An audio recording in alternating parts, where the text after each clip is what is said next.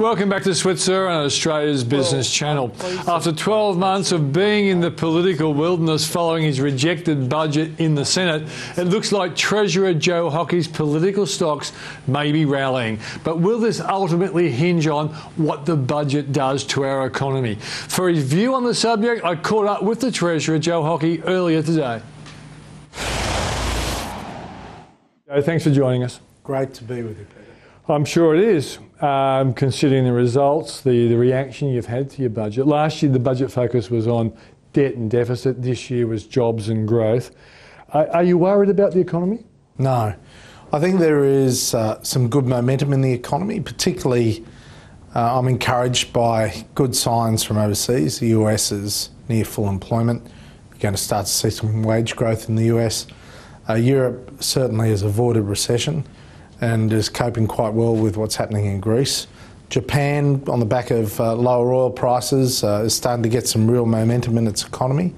And China is certainly not going to come off as badly as some suggest. So I can see some good signs, and India, which is a small fraction of our exports, represents huge opportunity for our resources. But we seem to be growing in the low twos when you'd rather be at least low threes. So has this budget been meant to push us into the threes over the next year or two? Oh, sure, it will help in that regard. There's no doubt about that. And that constrained our ability to have further, deeper spending cuts. It was important that we get the balance right between the budget bottom line and also the work of the Reserve Bank. And I said repeatedly, you've got to have the Reserve Bank and the budget working in the same direction. Last year, before the budget, I had John Houston on my show, and John said Joe was best on field, and it seemed to me you were. Then after the budget, you started copying a lot of flack because the budget wasn't being passed. If you had your time again, would you have played the budget differently? Well, we did try and do too much in the first budget, and that's because we could see the looming challenges. There's now still much work to be done, and we're certainly not giving up on it.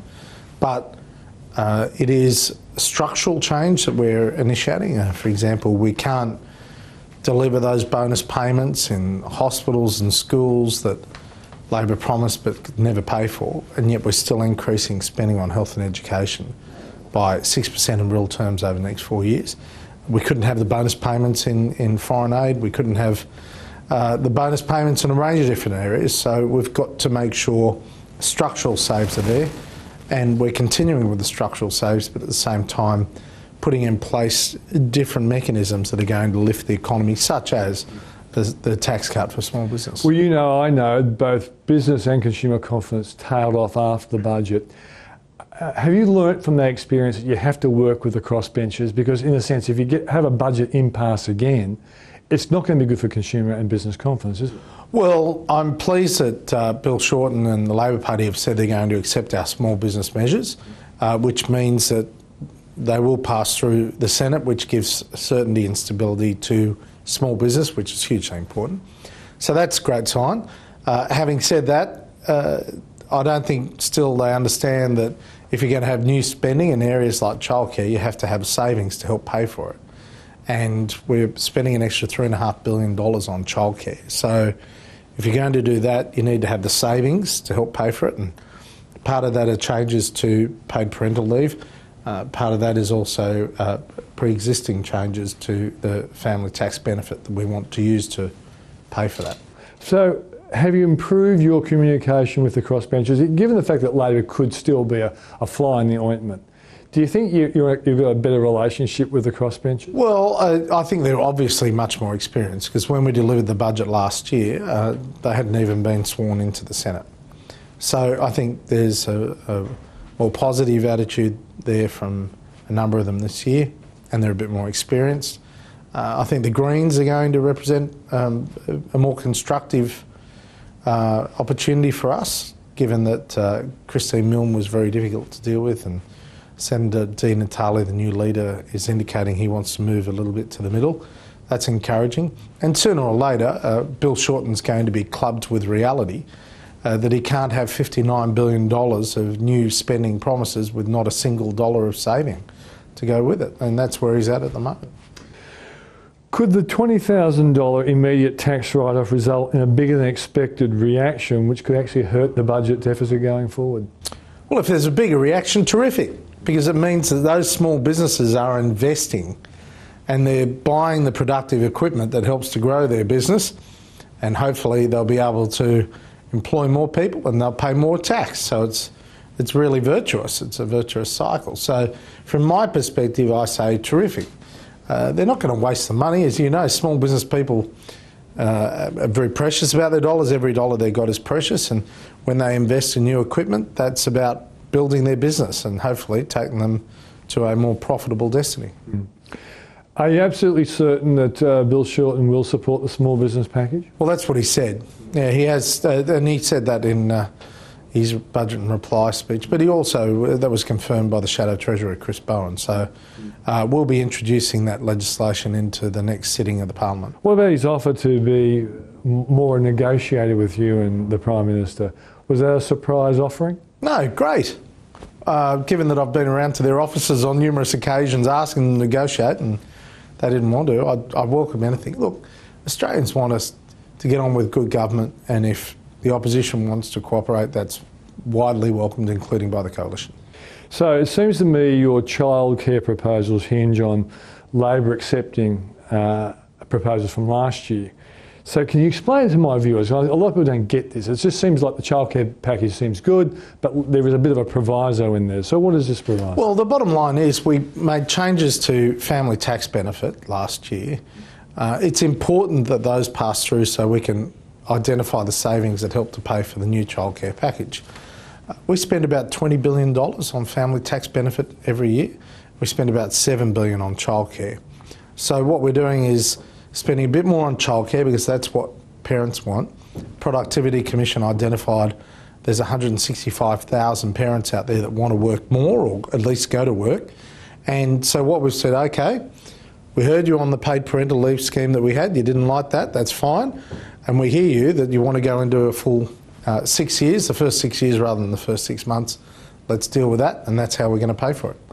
So, but if they don't buy it, and they seem pretty rigid on this, could this be another impasse situation that could affect consumer confidence, Joe? No, I don't think so, because we're continuing to spend more on childcare each year.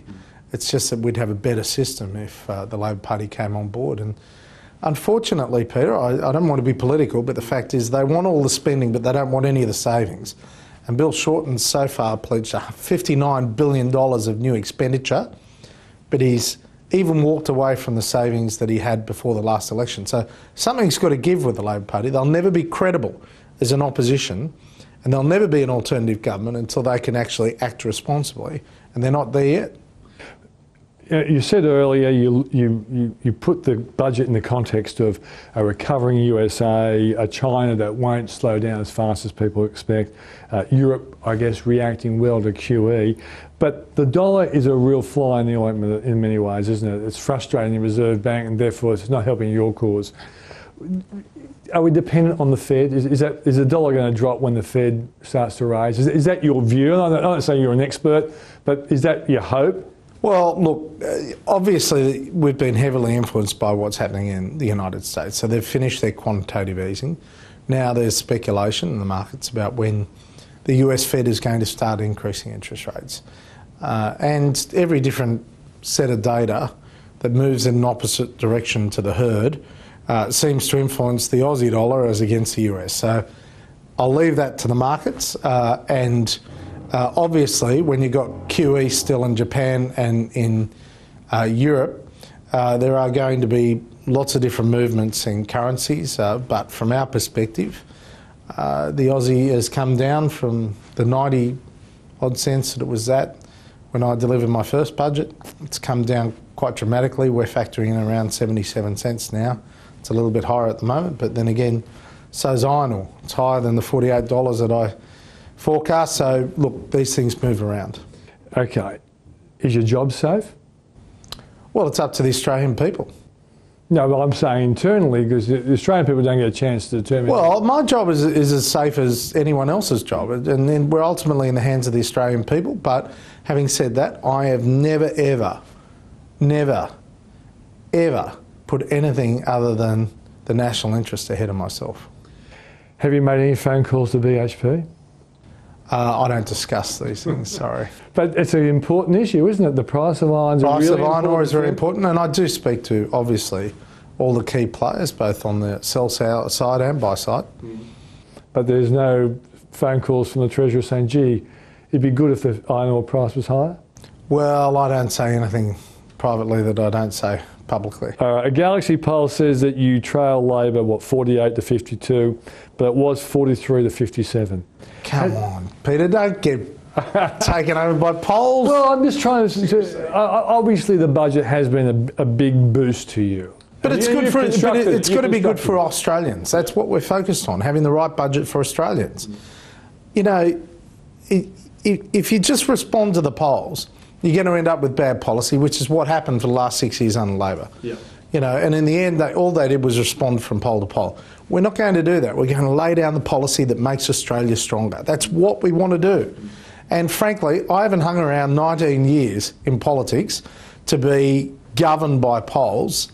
I actually have hung around to deliver good policy, as has Tony Abbott, as has all my colleagues, which we're all focused on better policy. Yeah, I read something brilliant probably about this time last year, and it was actually written by me.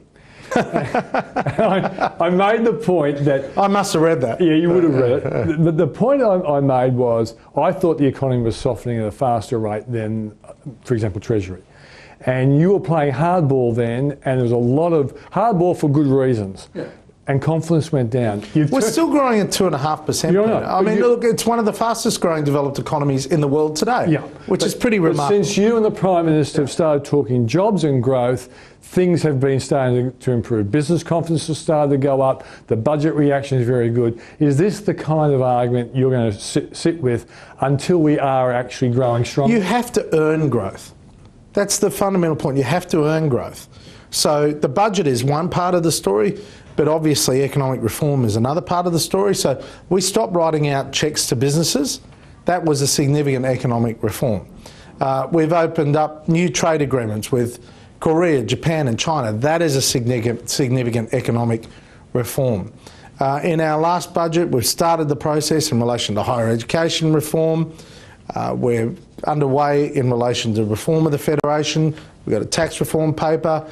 There are many moving parts, but we are continuing with the process of reform. That builds a stronger economy. Yeah, I thought I read you spent $50 billion and you're spending another $5 billion, so in total $55 billion. But I keep hearing Labor say you're not spending on infrastructure. What is the story there? Well, we are. Of course we are. As I said in last year's speech, we're getting on with building that infrastructure, and you can see it out the window here. I mean, it's amazing. There are 65 registered cranes between the Sydney Harbour Bridge and Darling Harbour.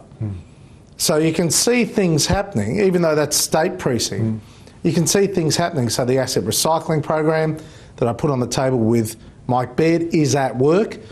You can see that we're getting on with projects all around the country, from West Connects to North Connects, through to Gateway Motorway North, to North-South Road, to Perth-Frail Link. They're all over the country. We're actually getting on with it. And the cranes are coming. They're either in place or they're coming now.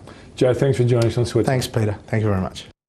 Just in case you're a new arrival to this country, that was our Treasurer, Joe Hockey. Coming up, we'll find out what's going on in the minds of the team at Platinum Asset Management. Should we be investing here or abroad?